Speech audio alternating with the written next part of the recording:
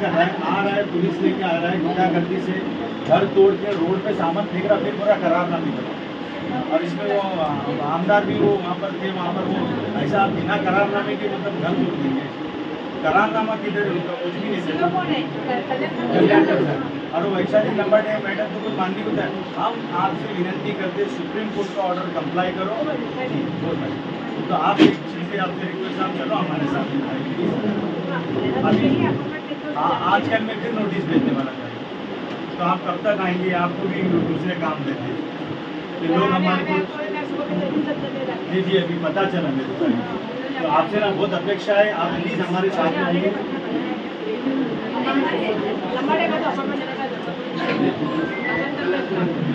Notice आने के पहले तरह कर करने का बहुत मेहरबानी।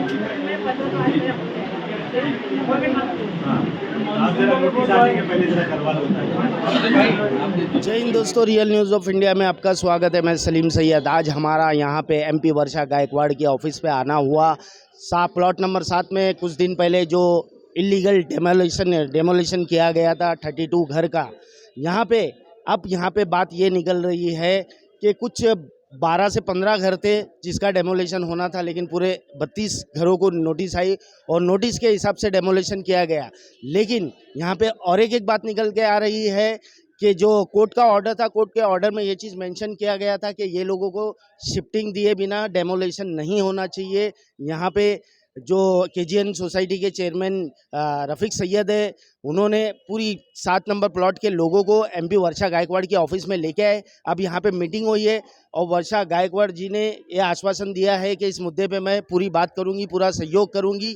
आइए पूछते हैं रफ़ीक सैयद से, मैडम की तरफ से, वर्षा गायकवाड़ की तरफ से क्या आश्वासन मिला, इस बारे में जानकारी करने की कोशिश करते हैं। तो आइए, हमारे साथ केजीएन सोसाइटी के जो चेयरपर्सन है वो है रफ़ीक सैयद।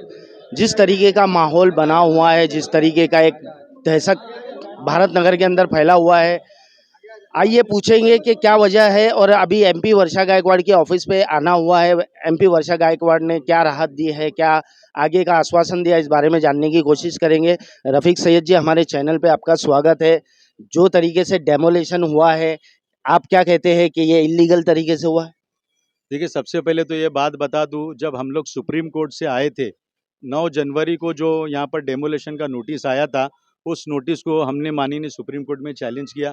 अल्हम्दुलिल्लाह सुप्रीम कोर्ट ने मैटर का संज्ञान लेते हुए स्टे कर दिया था। उसके बाद में डेवलपर के जो एडवोकेट्स थे वगैरह, ये लोगों ने, ये रहा वो सुप्रीम कोर्ट का ऑर्डर, उनके जितनी भी बड़ी बड़ी कौंसल है उन लोगों ने वहाँ पर ये सबमिशन दिया था कि मैटर चूँकि हाई कोर्ट में पेंडिंग है, तो आप ये पेटिशन को यहाँ मत रखें, आप ये पेटिशन रिमांड बैक करें, हाई कोर्ट स्कीम का फेट डिसाइड करेगा। सारे एडवोकेट्स का यही बोलना था। इस वजह से सुप्रीम कोर्ट ने वहाँ पर ये जो है मैटर, आपका कहने का मतलब ये है कि कोर्ट के ऑर्डर को ताक पे रखते हुए डेमोलेशन किया गया? इसलिए मैं आपको पूरी डिटेल बताता हूँ, इंशाल्लाह आप बिल्कुल मुतमईन रहे। तो जब ये मैटर यहाँ पर रिमांड बैक आया यहाँ पर, क्योंकि वहाँ पर जो बिल्डर की तरफ से जो अटॉर्नी जनरल थे तुषार मेहता साहब, और जितने भी बड़ी बड़ी कौंसल डेवलपर की तरफ से या गवर्नमेंट डिपार्टमेंट की तरफ से खड़ी थी, सबने यही कहा कि लॉर्डशिप आप मैटर रिमांड बैक करें, स्कीम का फेज जो है वो हाई कोर्ट डिसाइड करेगा। ये अल्लाह का फजल है कि आज भी हमारे मुल्क में कानून मौजूद है, और सुप्रीम कोर्ट ने भाप लिया था कि ये जो कहीं ना कहीं गड़बड़ कर रहे, तो वहाँ पर जो बिल्डर के जो एडवोकेट थे, वो वीडियो रिकॉर्डिंग है सुप्रीम कोर्ट की, चाहिए तो मैं वो आपको वो भी बता दूंगा। उसमें उन्होंने बाकायदा ये सबमिशन दिया था कि बिल्डिंग्स रेडी है, ये लोग जाने के लिए तैयार नहीं है, ये प्रोजेक्ट को नुकसान पहुंचा रहे। किसने कहा था?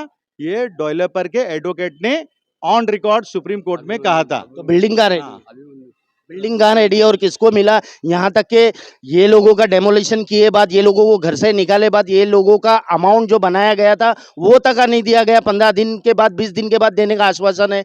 ये सब क्या खेल है? मैं आपको सिलसिलेवार तरीके से बताता हूँ। जब वहाँ पर डेवलपर के एडवोकेट ने ये सबमिशन दिया कि वहाँ पर बिल्डिंग्स तैयार है, ये लोग जाने के लिए नाटक कर रहे, तो अल्हम्दुलिल्लाह कुर्बान जो हमारे सुप्रीम कोर्ट पे, सुप्रीम कोर्ट के जज साहब ने ये ऑब्जर्व कर लिया कि कहीं ना कहीं कुछ मामला गड़बड़ है। आप वो वीडियो भी देख सकते हैं जिसमें जज साहब ने ये कहा कि भाई ये इनके एरिया का लॉस हो रहा है। तो उस वक्त पे बिल्डर के एडवोकेट ने कहा कि बिल्डिंग्स बन चुकी है, अब हम इनको एरिया कैसे बड़ा करके देंगे। तो जज साहब ने ये कहा कि इनको 270 का एक एक्स्ट्रा अपार्टमेंट, इनको 2 अपार्टमेंट दे दो, 270, 270, 540 हो जाता है। फिर उस वक्त पे उनके बिल्डर के एडवोकेट ने कहा कि भाई वो हेडेक हमारा है। बहरहाल पिटीशन जो है वहाँ से डिसमिस हुई और फिर उसके बाद में सुप्रीम कोर्ट ने कहा हाई कोर्ट को कि आप ये जो है स्कीम का फेट डिसाइड करें। उसके बाद में 18 मार्च की डेट लगी, बेंच उठ गई। उसके बाद में 24 अप्रैल की जज ही नहीं आया। उसके बाद में ये लोगों ने गैर कानूनी तरीके से 30 अप्रैल को नोटिस भेजा। उस नोटिस को लेके हम लोग हाई कोर्ट गए। हाई कोर्ट में जो जज साहब थे उनके सामने रखा, उन्होंने कोई भी चीज़ को माना नहीं। 8 तारीख का दिन प्रोटेक्शन दिया। 8 तारीख के दिन मैटर कोर्ट में लगा और मैटर जो है उन्होंने रीच नहीं किया। जब हम लोग चीफ के पास गए, हाई कोर्ट के चीफ के पास गए और उनसे कहा कि साहब ये हमारा मैटर सुनने को तैयार नहीं है, वहाँ पर रूम डेमोलेशन हो रहे। तो हाई कोर्ट के जो चीफ साहब है उन्होंने एक ऑर्डर डिक्टेट किया, वो ऑर्डर भी मैं आपको बता दूंगा, और उन्होंने अर्जेंट हेयरिंग लेने को कहा, मगर उस जज साहब ने जो है इंटरिम नहीं दिया। पिटीशन हमारा आज भी हाई कोर्ट में पेंडिंग है। एक बात, अब ये आ जाती है बात सुप्रीम कोर्ट के ऑर्डर की। ये बड़े ध्यान से देखिए आप, ये सुप्रीम कोर्ट के ऑर्डर का कैसा अपमान कर रही है। एसआरए के सीईओ कल्याणकर, एसआरए की तहसीलदार वैशाली लंबाटे, ये बिल्डर के लिए काम कर रही है, भ्रष्ट और बेईमान अधिकारी है। मैं हमारे एरिया की एमपी वर्षाताई गायकवाड़, एमएलए वरुण सरदेसाई से रिक्वेस्ट करूंगा इसके खिलाफ कंटेम्प्ट प्रोसीडिंग ली जाए। हम भी ले रहे हैं इस अधिकारी के खिलाफ। मैटर हाई कोर्ट में पेंडिंग रहने के बावजूद सुप्रीम कोर्ट ने कहीं पर भी नहीं कहा इस ऑर्डर में कि इनके घर को तोड़ दो करके। अब जो आपने बात कही कि इनके घरों को तोड़ करके, इनको बेघर करके, किसी एक ने भी करारनामा नहीं किया है। बिना करारनामे के पुलिस लगा करके, गुंडागर्दी से माँ बहनों को मार मार करके, खींच करके उनके घरों से निकाल करके उनके घरों को तोड़ दिया गया। 1 रुपया नहीं दिया गया। आगे भी ये लोग यही करने वाले। मतलब बिना करारनामे का ऐसा कौन सा कानून है कि आपने करारनामा किया नहीं और आप उनके घर तोड़ देंगे।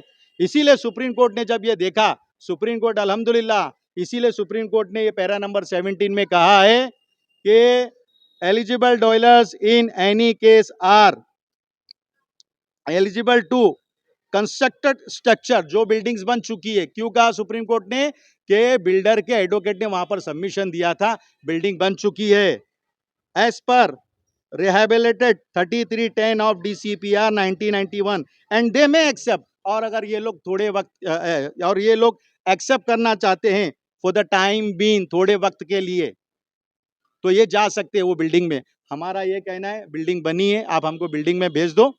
और उसके बाद में सुप्रीम कोर्ट ने ये भी कहा है जब फाइनल आउटकम आएगा और ये डिसाइड हो जाएगा कि ये लोग माड़ा के टेनेंट है, इनका जो भी एरिया का लॉस होगा वो बिल्डर को भर के देना पड़ेगा और इसकी जिम्मेदारी माड़ा और एसआरए पे डाली गई है। ये रहा वो सुप्रीम कोर्ट का फाइनल ऑर्डर। हमारी जानकारी के मुताबिक अभी हमें ये बात सुनने में आई है कि डेवलपर का जो जॉब करता है वो बोला है कि हम कुछ घर तोड़ने आए थे, ना कि 32। ये क्या है रियलिटी? जी हाँ, ये ऐसे देखिए जैसे हमारे भी अपने भी कमजोरी है। कुछ दलाल है जो लोगों को भड़का करके बहका करके लेके जाते, ये उन्हीं के घर तोड़ने आए थे। मगर उसके साथ में कहावत है ना कि गेहूं के साथ धुन भी पिसा जाता है। गुंडागर्दी करके वो लोगों ने, जो इन्होंने करारनामे नहीं किए थे, उनके भी घर तोड़ दिए। हमारा सिर्फ इतना ही कहना है, भाई आपको इतनी घाई क्यों है, आप क्यों इतना परेशान हो रहे? आ जाने दो ना हाई कोर्ट का ऑर्डर। रफीक जी, आगे ये लोगों को जो 32 घर टूटे, ये लोगों को क्या राहत मिलेंगी? एमपी वर्षा गायकवाड़ से क्या उम्मीद है कि अपने भरोसे पे खरी उतरेंगी? कोशिश तो है भाई, बाकी करने वाली ज़ात अल्लाह की। रही 32 घरों की बात, वो ख्वाजा गरीब नवाज सोसाइटी के मेंबर थे, ख्वाजा गरीब नवाज सोसाइटी के मेंबर है। इंशाल्लाह हमारी लड़ाई चालू है। जो लड़ाई चालू है वो इस वक्त बताना मुनासिब नहीं है। रफीक जी, आप ये बताइए, 16 साल से आप जंग कर रहे हैं, किस हिसाब से मैं बोलूंगा जंग कर रहे थे, आपकी टीम जंग कर रही थी, बहुत भागम दौड़ी करी, पैसे से लेके, जान से लेके, माल से लेके, हर चीज से। लेकिन इसका रिजल्ट लास्ट में यही मसला वापस से उठ के आया, जो कि बसेरा सक्सेस हो गई। इस बारे में क्या बोलेंगे? देखिए मैं फिर एक बार बोल दूं, बसेरा जो है, मैं ये नहीं बोल रहा कि बसेरा सोसाइटी फेक है। ये गवर्नमेंट डिपार्टमेंट के रिप्लाई बोल रहे हैं, अथॉरिटी बोल रही है। आज भी बसेरा का मैटर कोर्ट में पेंडिंग है। एक फर्जी और बोगस संस्था के ऊपर काम किया जा रहा है। हम हमारी जान माल लगा करके हमारे लोगों को लेके लड़ रहे। हम कोई गलत चीज थोड़ी मांग रहे, हम तो चाहते हैं विकास हो, मगर कायदे अनुसार हो, रूल्स के हिसाब से हो। बिल्डर अभी जितने भी 32 लोग जो गए हुए, एक को भी बुला के पूछो उनको रजिस्ट्रेशन एग्रीमेंट देगा क्या? जाओ बुला करके पूछो उनको। अगर वो भाड़े जमा करा रहा है, इतना ईमानदार है, तो एसआरए में जमा करा है ना भाई। काहे के लिए तो इन लोगों को दे रहा है? कहाँ है तेरा डीपी रिमार्क? तेरे को जो एलओआई मिली है उस एलओआई में लिखा हुआ है कि डेवलपर जो है ये प्रोजेक्ट को रेरा में रजिस्टर करवाएगा और उसका रजिस्टर सर्टिफिकेट एसआरए में जमा करवाएगा। ये सब चीजें तो है ही नहीं उनके पास। हमारा सीधा सा फंडा है सुप्रीम कोर्ट, माननीय सुप्रीम कोर्ट, सर्वोच्च न्यायालय का मान सम्मान अगर एसआरए के सीईओ नहीं करते तो ऐसे भ्रष्ट और बेईमान अधिकारी को उस पद पे बैठने का कोई अधिकार नहीं है। महाराष्ट्र सरकार उसको बर्खास्त करे और माननीय सुप्रीम कोर्ट के ऑर्डर का उल्लंघन करने के जुर्म में उसको जेल में डाले। देखिए जिस तरह से यहाँ पे केजीएन सोसाइटी ने जो मुश्किलात उठाए हैं, वहाँ के रहवासी जो तकलीफ उठाए हैं वो दर्दनाक देखने जैसा नहीं था कि घसीट के वो लोगों को निकाला गया रास्ते में। आज भी लोग हैं और भी ऐसी बहुत सी अपडेट है जो हमारे चैनल के माध्यम से हम रियल जो है वो ही बताते हैं, ना इसमें कोई चीज़ छुपाते हैं, क्योंकि जनता की तकलीफ हमारी तकलीफ है और हमारा मकसद है सरकार की आंखें खोलना, सरकार को बताना कि आपके राज्य में किस किस्म का जुल्म हो रहा है। प्लॉट नंबर 7 से लेके और जो भी अपडेट रहेंगी, भारत नगर से लेके और जो भी अपडेट रहेंगी हम हमारे चैनल के माध्यम से बताते रहेंगे।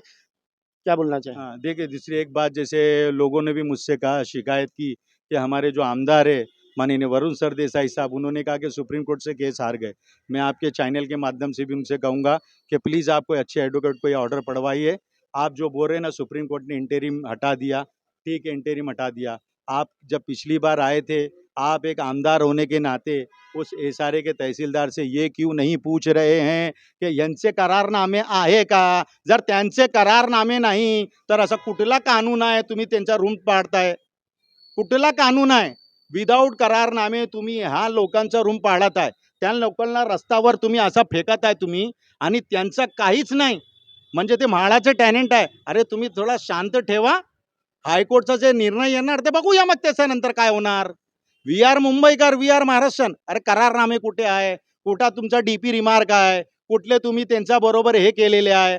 काय कुठला तुमचा जीबीआर आहे? ते संस्था जी आहे बसेरा नावाची फेक संस्था आहे, चोर संस्था है। आपके मुताबिक एमएलए अपनी जिम्मेदारी बाखूबी नहीं निभाए। इसी ताल्लुक से आज एमएलए साहब से भी मीटिंग रखी गई है, उनसे भी उनकी भी अगर जो मिसअंडरस्टैंडिंग है उनको भी अगर गुमराह किया जा रहा है कि नहीं सुप्रीम कोर्ट का ये ऑर्डर, तो इंशाअल्लाह ताला आज शाम में उनसे मीटिंग का टाइम मिला है। यही चीज़ हम आमदार जना जो है हमारे वरुण सरदेसाई साहब के सामने भी रखेंगे। वर्षा ताई ने पूरी उम्मीद दिलाई है और ये भी कहा है कि भाई एसआरए के सीईओ से जल्द मीटिंग लो, क्योंकि जब डेवलपर से हमने मिले थे तो वो अपना हाथ ऊपर कर रहा है। सुन लो मेरी माँ बहनों, डेवलपर तो ये तक बोल दिया था कि भाई मैं डेमोलेशन नहीं कर रहा हूँ, ये एसआरए के अधिकारी जो हाँ भाई लंबाटे मैडम जो है वो कर रही है।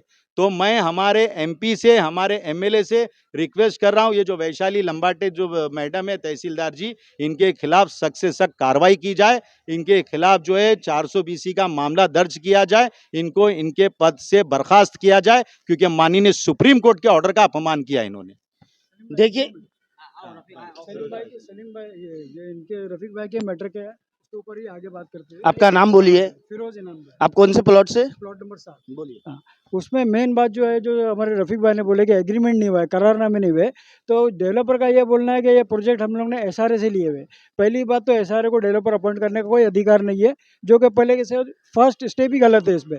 और दूसरा उनका बोलना है कि हम को डेवलपर है, तो जब अगर तुम को डेवलपर है तो तुम्हारा पुराना जो पार्टनर था वो एचडीएल हुआ, तो एचडीएल के अगर तुम करारनामे पे काम कर रहे हो तो 2006 के हमको 70% करारनामे दिखा देवे, तब ये प्रोजेक्ट तुम्हारा होगा ना। आप क्या बोलना क्या चाहते? बोलना ये चाहते हैं कि इनके पास कोई करारनामे नहीं है और एचडीएल से हमारा कोई करारनामा नहीं हुआ था, तो इनके पास करारनामा नहीं होने की वजह से ये धांधली करके जो हम टोटल स्कीम ही फेल है पूरी। फेंक है। इसमें मेन जो है आर्ग्यूमेंट जो आएगा अभी ये बताइए कि हमारे पास अभी 50 लोगों के 50% लोगों के करारनामे हो गए, जो कि सरासर फेक होगा, क्योंकि 2022 और 2023 और 24 के करारनामे हो गए। जबकि अगर तुमको प्रोजेक्ट चाहिए तो तुम्हारे पास 2006 के करारनामे प्रैक्टिकली होना चाहिए। क्यों? क्योंकि आप मेरी एक बात बताइए, आपने जिस एमपी को, जिस एमएलए को चुन के लाए थे, क्या ये बात वो लोगों के दिमाग में या उन लोगों की जानकारी में नहीं है, उनकी जानकारी में ये बात नहीं आई है, क्योंकि हमारी तरफ से उनको बताने में हम लोग ये वो रहे, हमारा चूक भी है कि हमारे करारनामे नहीं है, इस बेस के ऊपर बात की जाए करके, ये चीज़ हम नहीं बता पाए उनको। तो वो लोग उस पॉइंट ऑफ व्यू से जाके अगर बात करेंगे ना तो इस पर बात आगे बढ़ेगी।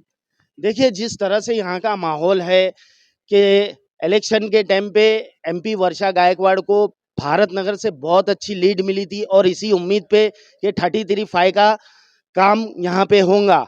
उसके बाद वर्षा गायकवाड़ जी ने ये कहा कि मुझे एमएलए भी हमारी पार्टी का चाहिए, महाविकास आघाड़ी का चाहिए, तो वरुण सर देसाई को चुन के लाया गया। लेकिन यहाँ की जनता फिर भी एक उम्मीद लगाई है कि अभी भी ये लोग कुछ करके कुछ राहत दिलाएंगे। और भी ऐसी बहुत सी अपडेट है जो कि भारत नगर में इलीगल तरीके से हो रहा है, हम हमारे चैनल के माध्यम से बताने की पूरी कोशिश करेंगे। तब तक हमारे चैनल पे बने रहिए। जय हिंद, जय महाराष्ट्र।